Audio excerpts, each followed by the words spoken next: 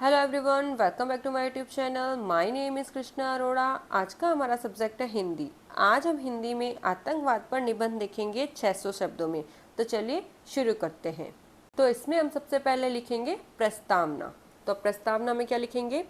आतंकवाद केवल किसी देश या समाज की समस्या नहीं, बल्कि पूरी मानवता के लिए एक गंभीर खतरा है।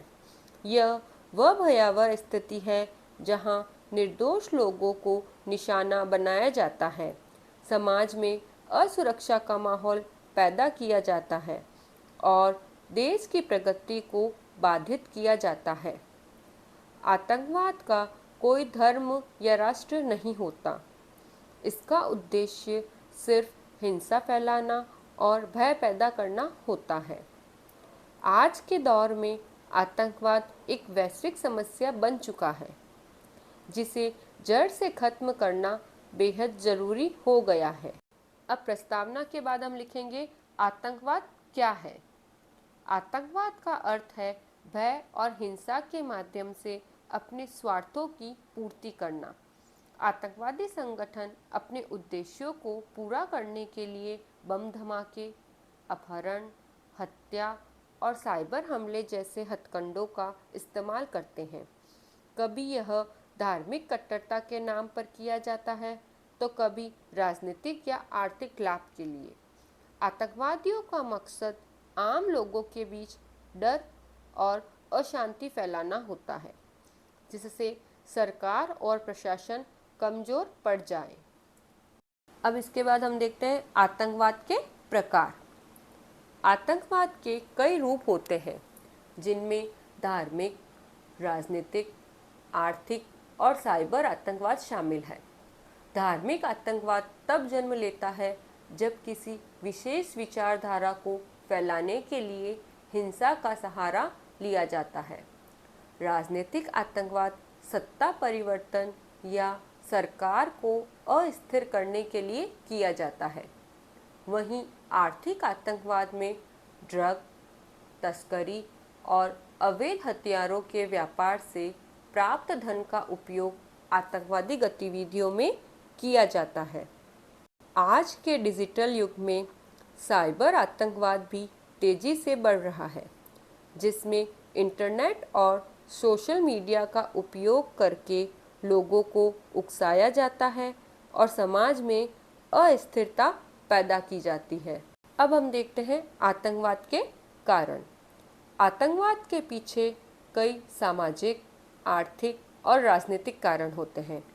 अशिक्षा और बेरोजगारी ऐसे महत्वपूर्ण कारण हैं जिनके कारण युवा आसानी से आतंकवादी संगठनों के बहकावे में आ जाते हैं। कट्टरपंथी विचारधाराएं और राजनीतिक अस्थिरता भी आतंकवाद को बढ़ावा देती है। कई बार कुछ देश अपने स्वार्थ के लिए आतंकवादियों को आर्थिक और सैन्य सहायता प्रदान करते हैं, जिससे यह समस्या और विकराल हो जाती है। अब आगे हम देखते हैं आतंकवाद के प्रभाव। आतंकवाद का प्रभाव सिर्फ जान माल की हानि तक सीमित नहीं रहता, बल्कि यह देश की अर्थव्यवस्था, सामाजिक ताने बाने और मानसिक स्वास्थ्य पर भी गहरा असर डालता है। आतंकवादी घटनाओं के कारण लोगों के दिलों में डर बैठ जाता है, जिससे उनका सामान्य जीवन प्रभावित होता है। कई देशों की अर्थव्यवस्था पर भी इसका बुरा असर पड़ता है, क्योंकि विदेशी निवेशक और पर्यटक असुरक्षित माहौल में आना पसंद नहीं करते। इसके अलावा आतंकवाद से प्रभावित क्षेत्रों में शिक्षा और स्वास्थ्य सेवाएं भी बुरी तरह से प्रभावित होती है। अब आगे हम लिखेंगे आतंकवाद रोकने के उपाय। आतंकवाद को रोकने के लिए सख्त कानून और सुरक्षा तंत्र की आवश्यकता है। सरकारों को आधुनिक तकनीकों का उपयोग करके आतंकवादी गतिविधियों पर नज़र रखनी होगी। साथ ही शिक्षा और रोजगार के अवसर बढ़ाकर युवाओं को आतंकवाद की ओर जाने से रोका जा सकता है। आतंकवाद के खिलाफ अंतर्राष्ट्रीय सहयोग भी बेहद ज़रूरी है, क्योंकि यह कोई एक देश की समस्या नहीं बल्कि पूरी दुनिया के लिए खतरा है। अगर सभी देश मिलकर आतंकवाद के खिलाफ कठोर कदम उठाएं तो इसे खत्म किया जा सकता है। अब हम एंड में लिखेंगे निष्कर्ष। आतंकवाद एक भयावह समस्या है जिससे निपटने के लिए समाज और सरकार को मिलकर काम करना होगा। शिक्षा, जागरूकता, सुरक्षा और अंतर्राष्ट्रीय सहयोग से हम इस संकट से उबर सकते हैं। हमें एक ऐसे भविष्य की कल्पना करनी होगी जहां हर इंसान बिना किसी डर के जी सके और दुनिया शांति और सौहार्द का प्रतीक बने।